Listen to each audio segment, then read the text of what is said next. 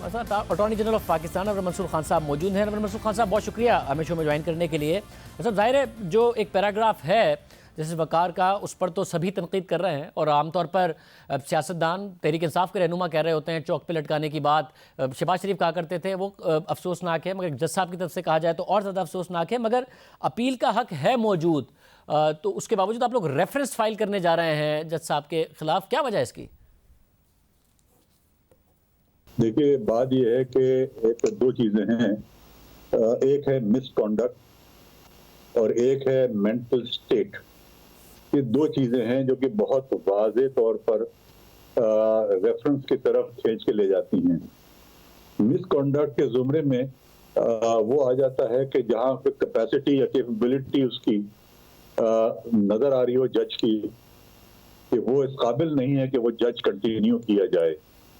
एक शख्स जो इतने एग्रेसिव हो, इतना विंडिक्टिव हो और इस किस्म की लैंग्वेज लिखता हो, तो आप समझते हैं कि उसको औरों की जिंदगी से खेलने का मौका देना चाहिए।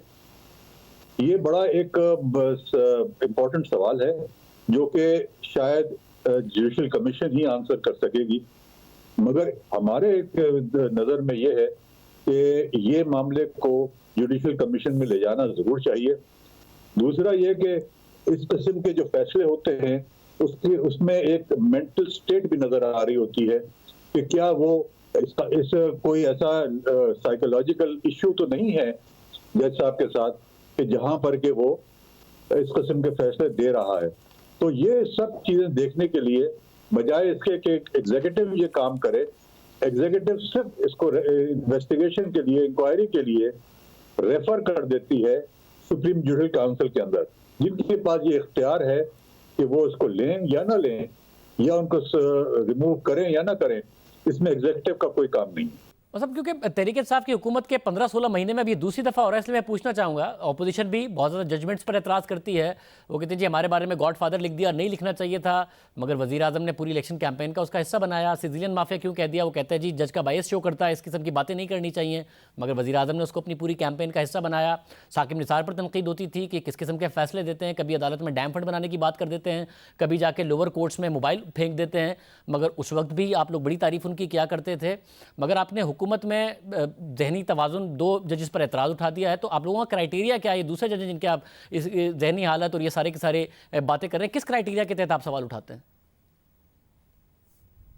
तो आपने काजी साहब की बात की है, उसमें कहीं पर यह नहीं कहा है कि इनका जहनी तवाज़ुन ठीक नहीं है।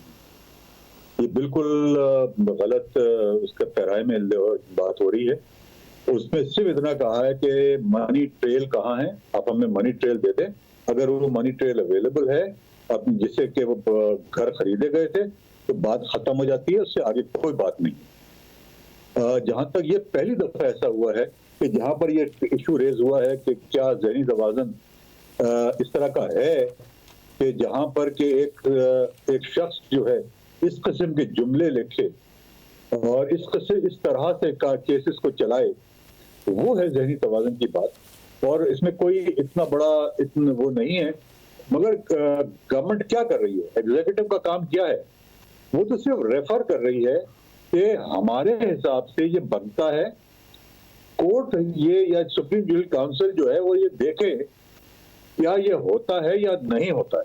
अगर वो ये होल्ड कर लेती है कि नहीं है, तो फिर बात खत्म हो जाती है वहां पर।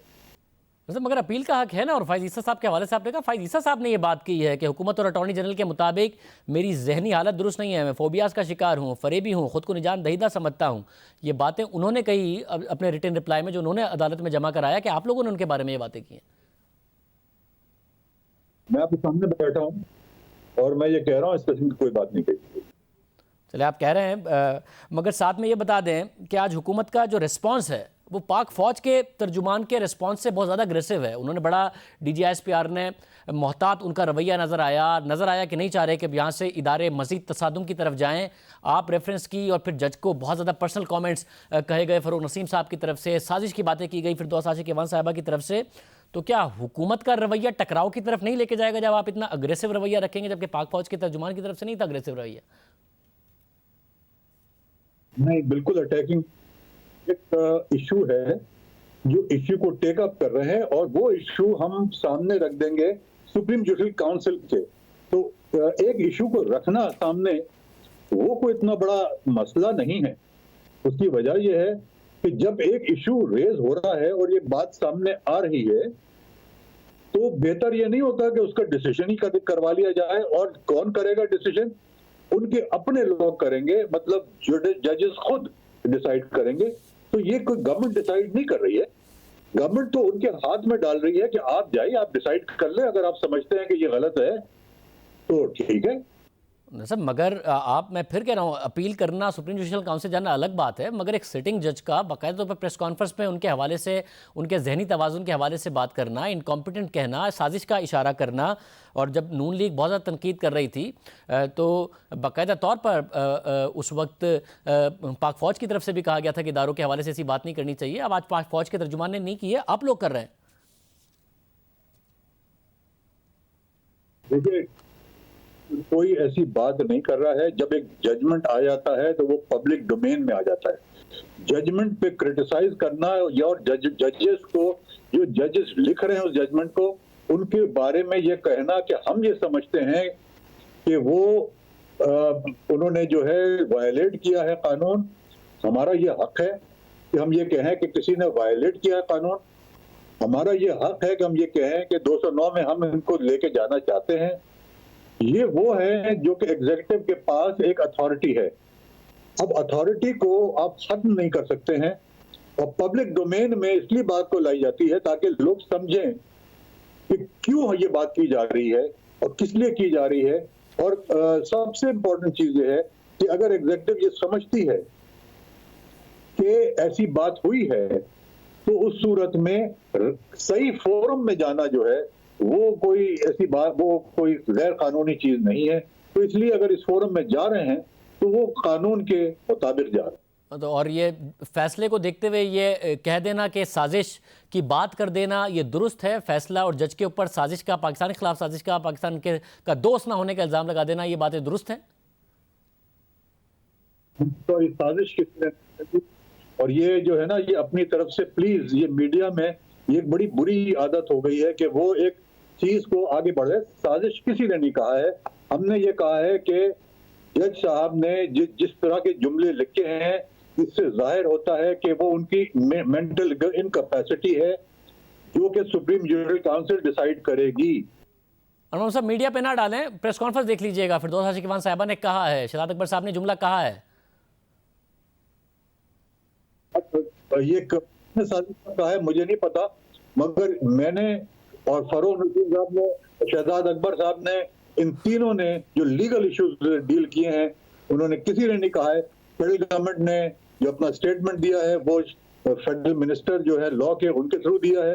उन्होंने साजिश की बात नहीं की है, और चूंकि साजिश की बात नहीं की है तो मैं भी ये कहूंगा कि साजिश का कोई उनसर इसमें नहीं है। और चूंकि साजिश नहीं है, इसलिए हम ये कह रहे हैं कि जिसने लिखा है ये जजमेंट, वो उसकी कैपेसिटी नहीं है, और कैपेसिटी जिस तरह से लिखी गई है वो लगता ये है कि he needs a proper guidance probably from the judicial council or not। बहुत शुक्रिया। हमारे साथ अटॉर्नी जनरल मसूद खान साहब मौजूद थे। Lieutenant general retired Amjad Shoaib साहब हमारे साथ मौजूद हैं। अमजद शुएब साहब बहुत शुक्रिया। मतलब आज की जो DGISPR की प्रेस कॉन्फ्रेंस थी और वाज़ेह तौर पर नज़र आया, उन्होंने कहा इदारा हमारे लिए अहम है, मगर पाकिस्तान इदारे से भी ज़्यादा अहम है। आप समझते हैं कि जो एक ख़तरा था कि इदारों का तसादुम ना हो, वो इस प्रेस कॉन्फ्रेंस के बाद भी अब नज़र आ रहा है कि कम से कम कोई तसादुम की तरफ सूरत हाल नहीं जा रही है? ऐसा नहीं है कि सूरत हाल यहाँ से मज़ीद ख़राब हो? बिस्मिल्लाहिर्रहमानिर्रहीम। देखिए, उस वक़्त भी जब पहला प्रेस रिलीज़ आई और उसमें कहा गया कि गम और गुस्सा है, तो वो आप उसको यूँ देखिए कि एक जजमेंट आ चुकी थी और जजमेंट के ऊपर सारा मुल्क उस पर बहस मुबाहिसा कर रहा था, तनकीद भी थी और बाज़ लोग उसको सराह रहे थे। जैसे भी है, बहरहाल वो एक रिएक्शन था और एक तनकीद थी, जो कि मैं समझता हूँ जजमेंट के आने के बाद हमेशा होती है, और बहुत दफ़ा हुआ है कि जजमेंट से लोग एग्री करते हैं, नहीं भी करते। तो वो तो उसको मैं उस पैराए में लेता हूँ, बावजूद इसके कि उसमें बाज़ सख्त अल्फाज भी इस्तेमाल हुए थे। आज की बात बड़ी नपी तुली थी, और इसमें और उसमें थोड़ा बहुत फ़र्क ज़रूर है, लेकिन एक चीज़ वाज़ेह है कि अफवाज पाकिस्तान कानूनी रास्ता इख्तियार करना चाहती हैं, टकराव का रास्ता नहीं लेना चाहती। और ये पहले भी मैं कहता रहा हूँ, बावजूद उस सख्त उस प्रेस रिलीज़ के, मैं उस वक्त ही कह रहा था कि कोई गैर आइनी चीज़ नहीं होगी, कोई गैर आइनी कदम नहीं उठाया जाएगा, वो वक्त गुजर चुके। अभी सारा कुछ आइन और कानून के मुताबिक होगा और उसमें जो भी ऑप्शंस अवेलेबल होंगी वो एक्सरसाइज की जाएगी।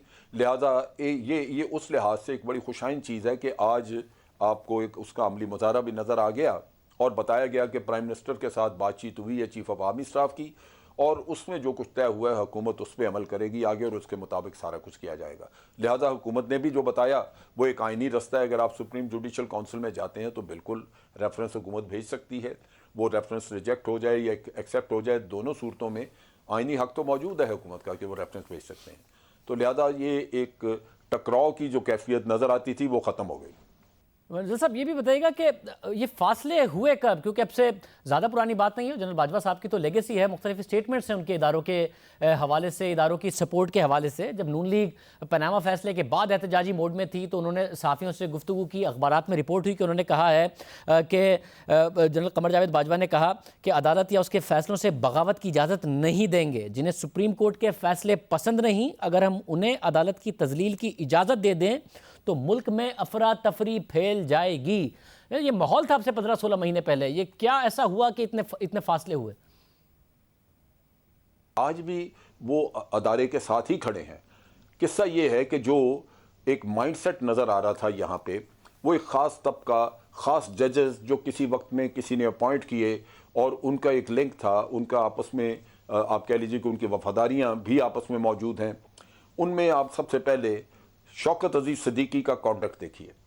शौकत अजीज़ सिद्दीकी को अगर किसी ने जाके ये कहा था कि जनाब आप फैसला इस तरह का नहीं इस तरह करें, तो उसका फ़र्ज़ बनता था कि चीफ जस्टिस को चिट्ठी लिखते और उनको कहते कि फ़लाँ शख्स मेरे पास आया था, उसने ये कहा, लिहाजा आप इंक्वायरी ऑर्डर करें, क्योंकि ये तय करना उसमें बाकी था कि क्या शौकत अजीज़ सिद्दीकी इल्ज़ाम दुरुस्त लगा रहे हैं या नहीं, और जिस पे लगा रहे हैं उसको भी सफाई का मौका मिलता, तो वो वहाँ पे उसके बारे में तादीबी कार्रवाई होती उस संजोजल के खिलाफ, अगर साबित हो जाता कि उसने आके वाकई ही प्रेशराइज किया जज को। लेकिन उन्होंने वो रास्ता कानूनी इख्तियार नहीं किया। वैसे यही तो अदालत है, जैसे खोसा साहब ही हैं, इसी अदालत ने शौकत अजीज सिद्दीकी को निकाला, ये इसी अदालत ने किया। अदालत की तरफ से भी ऐसा नहीं है कि दोनों तरफ से इदारों को बाकायदा सपोर्ट मौजूद थी अगर कोई मामला ऐसा होता था।